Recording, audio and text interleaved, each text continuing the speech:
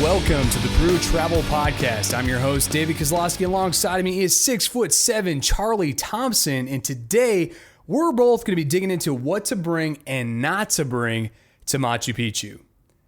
Charlie, I just want to point out, you are a very, very tall man. You missed a half an inch, actually. According to the doctor, 6'7.5" with my shoes on 6'8". And no, I don't play basketball. See, that's all you guys are wondering out there. People do that. You know what I mean? They're like, I got to get that extra inch. But here's the thing. When going to Peru, we're hoping to hook you up with no extra inches, no flub numbers like that extra half inch that he's talking about. We're going to go direct. We're going to get you exactly what you need to know about what you can bring into Machu Picchu and what you can't bring into Machu Picchu. How do you feel about that, Charlie? Well, the thing is, anywhere you go, you don't want to walk in somewhere and be like, oh, I can't have that. In fact, I've even thought, like, when you go into an arena or anything like that, you know how they valet cars? There should be people valeting belongings. I mean, isn't that a good idea? That'd be neat. I'd be down with that. Well, unfortunately, in Peru, that doesn't exist. It doesn't exist at Machu Picchu. So what you need to do is listen closely, and we will tell you everything you need to bring into Machu Picchu and what specifically you cannot bring. Otherwise, you will have to pay for a locker. That's right. And believe it or not, the first thing on the list is a ticket. No way. Yeah, dude. Can you believe it? You need a ticket. You need the golden ticket, that is, to get into Machu Picchu. Now, you need a ticket and you need your passport. A lot of people don't realize that you need your passport. You going to make it?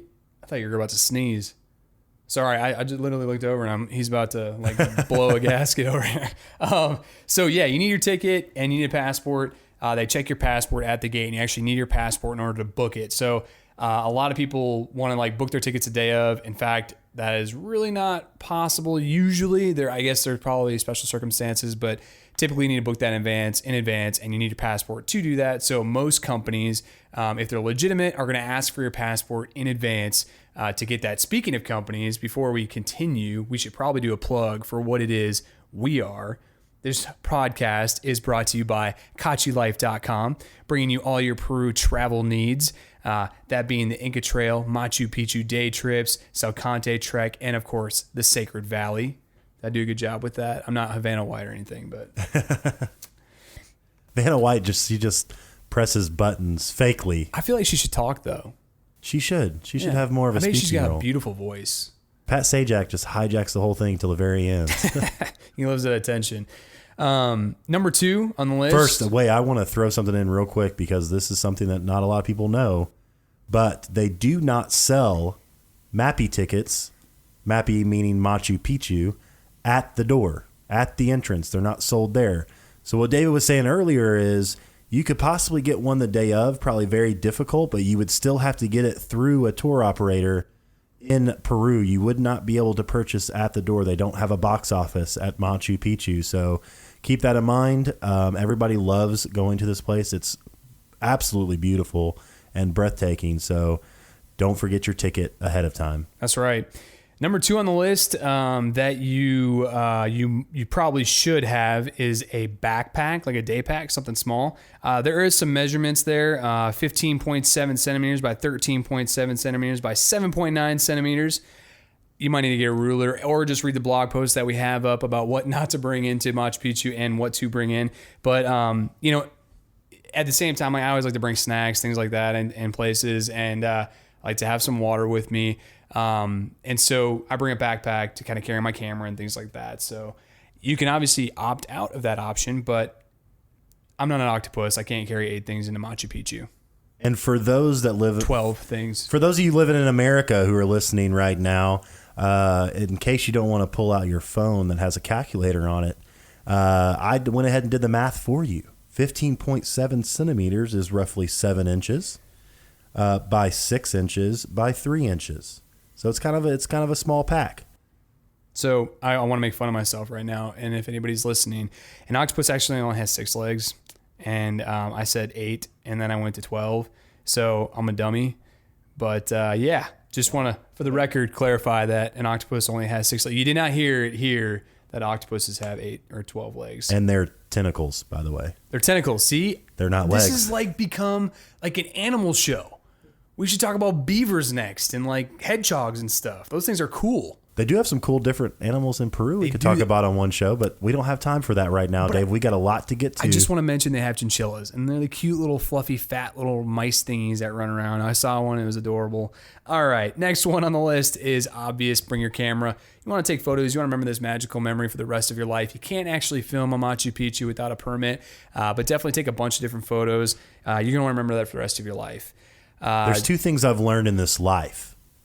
Well, I guess it's one thing I've learned. History lesson, folks. But two things that you always leave with is your wallet and your cell phone. If you have those two things when you leave the house or you leave your hotel or hostel or your Airbnb in Peru or in America or in Australia, wherever you're at, you will make it because you got your phone, you got all your contacts, you got emergency if you need it, you got your wallet, you can pay for things, and guess what your phone has?